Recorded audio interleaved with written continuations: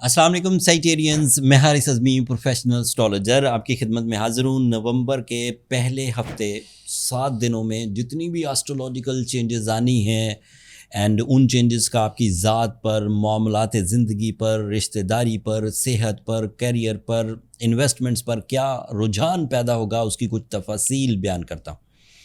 मैं एक single line में पहले वो तीनों चेंजेस बयान कर दूं जो आपको फर्स्ट वीक में जिनका सामना करना पड़ेगा। 4 नवंबर को मार्स आपके पहले घर में आ जाएगा, first angle, so this is new and positive. 5 नवंबर को फुल मून होगा और आपके 6th एंगल पर होगा, दिस इज आल्सो पॉजिटिव। 6 नवंबर को वीनस आपके 12th एंगल पर चला जाएगा, दिस इज नॉट पॉजिटिव। सो कुछ मिली जुली खबरें हैं, सब कुछ अच्छे अंदाज से बयान करता हूं ताकि सैजिटेरियन इन इवेंट्स को समझ भी सकें, इन्हें डील भी कर सकें और परेशान भी ना हो। पहले अच्छी खबरें सुन लीजिए। Mars is in your first angle, that means 2 साल के बाद मार्स ऐसी पोजीशन पर है जो आपके लिए तेजी से सोर्स ऑफ इनकम डेवलपमेंट्स की वजह बनेगा, जो आपके अंदर की कमज़ोरियों को, गमों को दूर करेगा।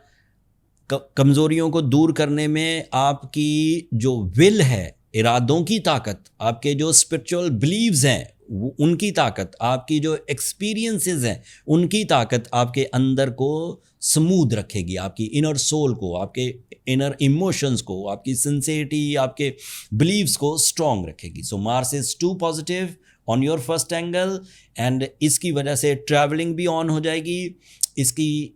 इस सीज़न में देखा गया है कि डील्स भी बनती हैं। इस सीज़न में देखा गया है, ये 6 हफ्तों का सीज़न, 2 साल बाद आता है ये फर्स्ट एंगल पर। अब इस साल ये आपके फर्स्ट एंगल पर से ट्रांजिट कर लेगा 6 हफ्तों के लिए, 42 डेज अप्रॉक्सीमेटली। तो फिर 2026 में नहीं आएगा, फिर 2027 में आएगा। तो इट मीन्स कि इस साल इसका फर्स्ट एंगल पर आना आपकी नेचर को ट्यून करेगा।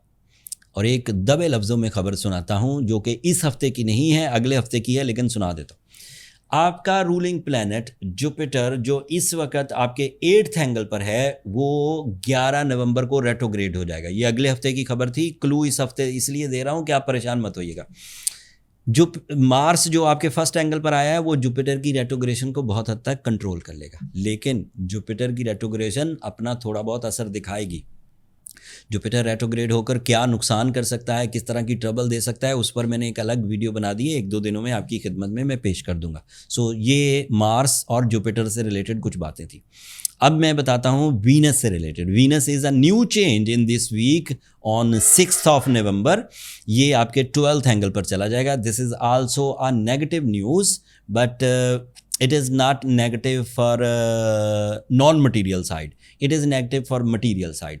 non-material में क्या आता है? आपका एतमाद, non-material में आता है आपके जज्बात, non-material में आते हैं आपकी कुर्बानी देने का जज्बा, non-material में आता है आपके रिलेशनशिप की तरफ रुझान, वो सेट चलेगा। मटीरियल एडवांटेजेस में क्योंकि वीनस आपके लिए team work, team performances, team profits का रिप्रेजेंटेटिव था, तो हो सकता है टीम मेंबर्स आपसे नाराज़ रहें, आपके को वर्कर्स आपसे नाराज़ रहें, या आपको अपनी टीम से जो एडवांटेजेस एक्सपेक्टेड थे इन दिस वीक वो ना मिलें, थोड़े मिलें या लेट होकर मिलें। These are the possibilities and be careful in your heavy investments. Like एक तो रूलिंग प्लैनेट 11 को रेट्रोग्रेड हो जाना है, दूसरा वीनस कमज़ोर हालत में है, तो आपको ऐसी इन्वेस्टमेंट जिसमें आपका तजर्बा मुकम्मल नहीं है, आपको किसी का सहारा लेना पड़ेगा, आपको किसी पर डिपेंड करना पड़ेगा, उन इन्वेस्टमेंट से या उन प्रोजेक्ट से अभी गुरेज करें तो अच्छा है। This is my professional statement on the base of this planetary position. आप करना चाहते हैं आपकी मर्ज़ी है, बट मैंने प्रोफेशनली जैसे देखा है, एनालिसिस किए हैं, रिसर्च की है, या मुझसे पहले जो एस्ट्रोलॉजर्स गुजर के गए हैं उन्होंने वीनस के 12th एंगल की पोजीशन को सेजिटेरियंस के लिए मनफी डिक्लेयर किया है, एंड उस डिक्लेरेशन से उन्होंने मना किया है कि हैवी इन्वेस्टमेंट्स ना की जाए। ऐसी इन्वेस्टमेंट के अगर वो फ्लॉप हो गई तो आपके लिए लाइफ को रूटीन पर चलाना भी मुश्किल हो जाएगा। लिहाजा वीनस 12th एंगल पर शॉर्ट टर्म प्लैनेट है, कितना अरसा रह लेगा? 20 दिन, 22 दिन, दैट्स इट, एंड उसके बाद इसने रिलीज हो जाना, and then you can do everything which you want to do in individual way, in group activities, in partnership. 10-15 दिन सह लेना मुनासिब है, बजाय इसके कि बाद में बहुत पछताया जाए। The next thing is your sun is also in your 12th angle with the Venus. Yes, sun and Venus दोनों ही 12वें घर में है। Sun is also a little bit slow in the 12th angle but not too much.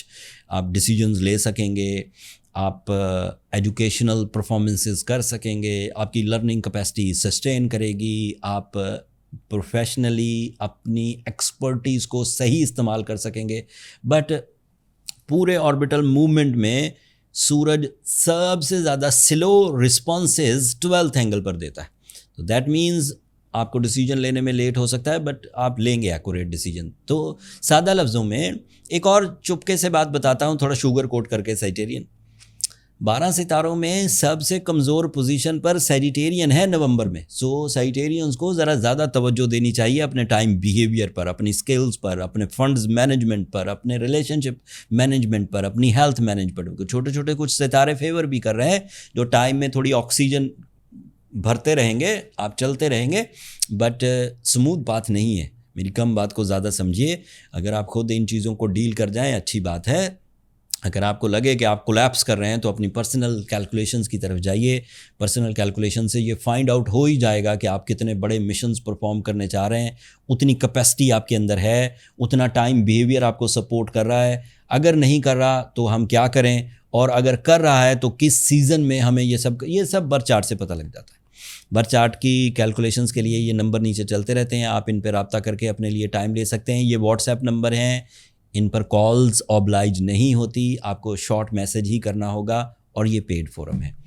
That's all Sagittarians. अगले हफ्ते जब Mars retrograde होगा, अगले हफ्ते जब जुपिटर रेट्रोग्रेड होगा, तो कुछ और कॉम्प्लिकेशंस खड़ी होंगी।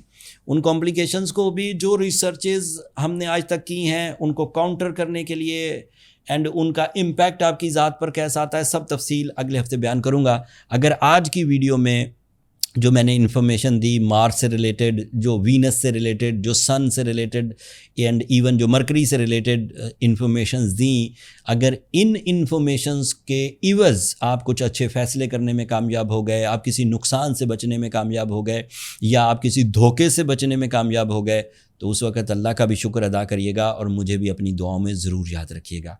आपकी दुआएं सैजिटेरियन मेरे लिए दुनिया और आखिरत का सबसे कीमती सरमाया है। एंड चैनल को भी ज़रूर सब्सक्राइब कर लीजिएगा, आपकी सब्सक्रिप्शन मेरी हौसला अफजाई की वजह बनती है। अगले हफ्ते तक के लिए अल्लाह ने के बाद।